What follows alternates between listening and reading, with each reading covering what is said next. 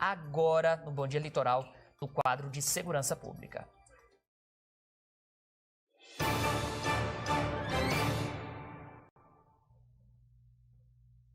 Terça-feira é dia em que recebemos aqui no estúdio da TVCI o delegado e especialista em segurança pública Nilson Diniz, hoje com novas informações sobre esse crime que aconteceu na cidade de Matinhos. Doutor, muito obrigado por comparecer ao Bom Dia Litoral, por conversar com a população do litoral paranaense. Bem, tivemos aqui nos últimos 2 finais de semana crimes que chocaram e que assustaram a população. Você já citou várias vezes, Pierre, boa parte dos homicídios que acontecem aqui no litoral, eles são homicídios ligados ao tráfico de drogas. Quase todos têm alguma relação com facções organizadas, com facções criminosas. E aí a gente tem esse caso que aconteceu em Matinhos no último final de semana, de um jovem que acabou de completar 18 anos, o Cleverson Japa, e foi executado na cidade da Moradia do Paraná. E já na segunda, trouxemos informações que ele teria um envolvimento no crime da Vera que era apontada como uma traficante na cidade de Matinhos. E ele também pode ter envolvimento com outro crime, esse que chocou muito mais por causa da crueldade, aqui na cidade de Paranaguá, que aconteceu no primeiro semestre desse ano, né, doutor? Bom dia, seja bem-vindo. Bom dia, PR. Exatamente. Tem que também frisar que os elementos que apontavam ele como um dos executores daquele triplo homicídio, inclusive veio a óbito uma criança, uma menina de 2 anos de idade, eles eram muito escassos ainda. Já tentamos localizar o Cleverson algumas vezes aqui em Paranaguá, mas hoje, né, tendo conhecimento desse homicídio dele em outra cidade, percebe-se que desde aquela época ele já não mais permanecia no seu local de origem. Ele já buscava aí frustrar qualquer responsabilização. À época daquele triplo homicídio, o Cleverson era adolescente ainda, ele acabou de atingir a maioridade penal, então o procedimento, se fosse instaurado para apurar o seu envolvimento, seria um procedimento específico que seria processado junto à vara da infância e da juventude. Mas como eu mencionei, os elementos eram muito escassos, não existia ali aquele lastro mínimo que justificasse ainda a instauração do procedimento.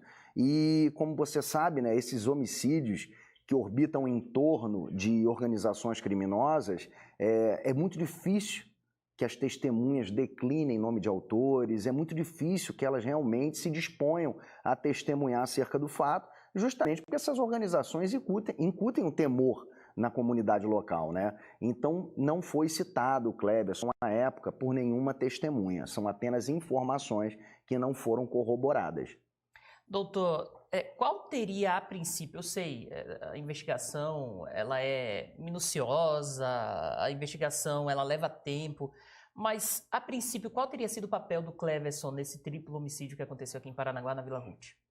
Só há espaço para o Cleverson como um dos executores que estavam presentes na residência no momento do crime, né? Um foi identificado, foi preso na verdade pela Polícia Militar, depois saiu um mandado de prisão com relação ao homicídio, foi só cumprido esse mandado de prisão.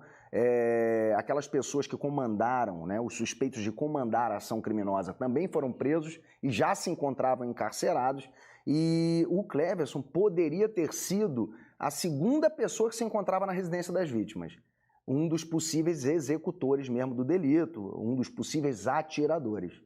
À época desse crime, desse triplo homicídio, surgiu a informação que os executores teriam ligações com as vítimas, que seriam inclusive amigos, estariam na residência anteriormente ao crime. Essas informações foram confirmadas pelas investigações ou não condizem com a realidade? Pierre, na verdade, o inquérito foi relatado nesse sentido, tá? Não houve qualquer menção a arrombamento, a invasão da residência, pelo contrário, há testemunhas que apontam que esses executores já se encontravam durante um certo período de tempo junto com as vítimas naquela residência.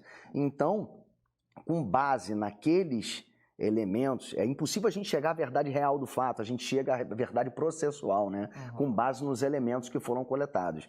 Então, com base nesses elementos, é possível concluir que esses executores se encontravam na residência antes do crime. Se eram amigos ou não, não podemos afirmar. mas que estavam ali, aí esses elementos apontam para que tenha sido dessa forma.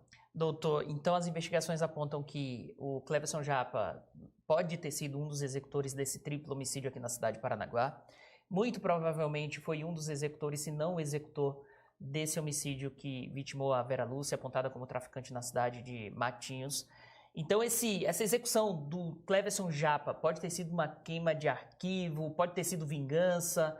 Qual a linha de investigação nesse momento? Então, primeiro, vamos deixar bem claro, Pierre, que a investigação do homicídio da Vera corre pela cidade de Matinhos, delegacia de Matinhos, coordenada pela delegada Sâmia. É difícil fornecer qualquer elemento, porque eu não tenho nem conhecimento, né, de como está sendo conduzida essa investigação.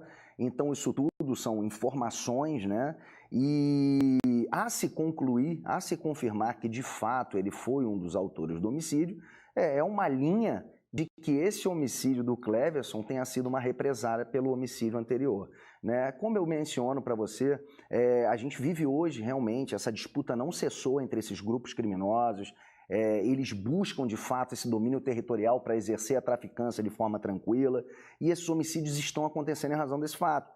Vou te dar um exemplo bem tranquilo para vocês entenderem. Teve esse homicídio da Praça do Guincho, que está sendo apurado, vamos deixar isso bem claro, né?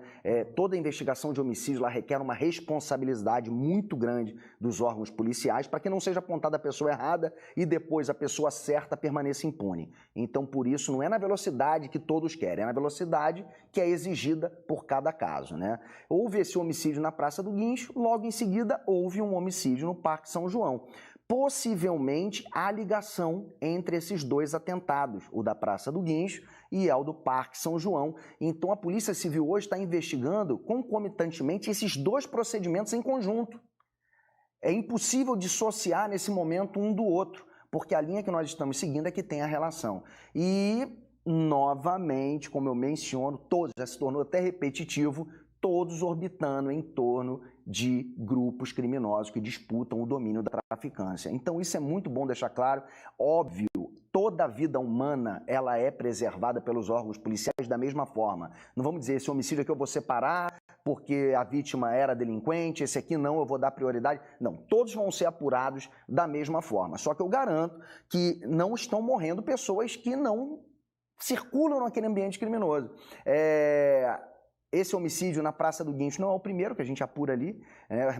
Recentemente, há um ano atrás, nós prendemos um autor de homicídio ali, é o segundo homicídio em um curto espaço de tempo na mesma localidade, porque os próprios integrantes desses grupos criminosos sabem que eles acabam frequentando aquele local, porque é um local aberto, é um local que a pessoa pode consumir gastando pouco, então ali podem se reunir sem chamar muita atenção, porque tem bastante gente, então é um local que acaba sendo vulnerável, né, à ação desses grupos, e a polícia naquela oportunidade apurou com celeridade. Só que dessa vez a gente precisa de um pouquinho mais de tempo, são dois executores pelo menos ali, né? E não adianta só apontar o executor, a gente tem que apontar também a razão, porque sem a razão a gente não consegue também responsabilizar os mandantes. Então a gente está apurando, eu tenho certeza que vai ter um resultado muito positivo essas duas investigações. E é muito importante quando você fala de tempo, que a polícia precisa de tempo para realizar toda a investigação, porque às vezes a população pensa assim, o crime aconteceu há 2 semanas, como assim o cara ainda não está preso? 2 semanas é pouquíssimo tempo para poder apurar todos os elementos de um crime, de um homicídio, de uma execução, né? Exatamente, Pierre. Tem imagem, que eu ouvi muito.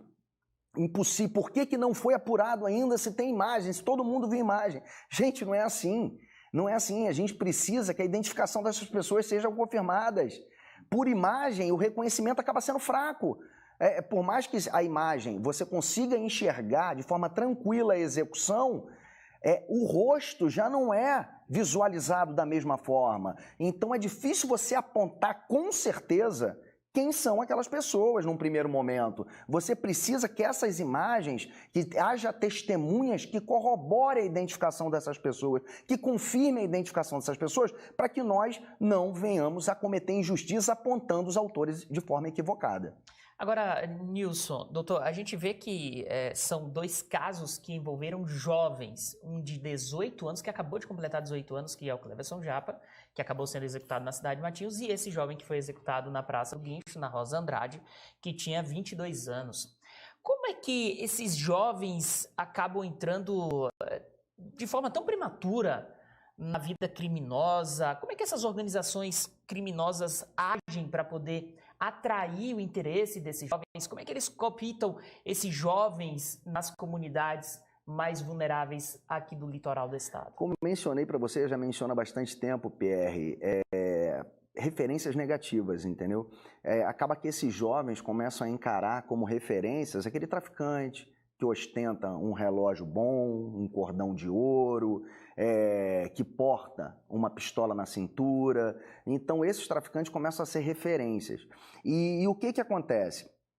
Quando essas pessoas ingressam na organização, elas acabam, por serem novas no grupo criminoso, recebendo o que eles chamam de missões, né, para execução de delitos, em especial de homicídios, né? Então, esses recém-ingressos na organização criminosa, eles acabam tendo que pagar aquele pedágio, né? Executar algumas missões para o grupo criminoso. Por isso que você vê aí muitos executores jovens, alguns até adolescentes ainda, realizando, praticando esses homicídios com envolvimento de organizações criminosas. Hoje, basicamente, os integrantes desses grupos, eles são jovens, realmente, e eu vou dizer, eu vou mais além, a expectativa de vida para quem ingressa numa ação dessa, ilícita, é baixíssima, né? Ou ele vai terminar preso, ou ele vai terminar morto. É impossível que ele permaneça, que ele tenha longevidade realizando uma atividade ilícita, principalmente integrando um grupo perigoso, um grupo armado que se dedica à traficância. Então, por isso, normalmente, eles são jovens.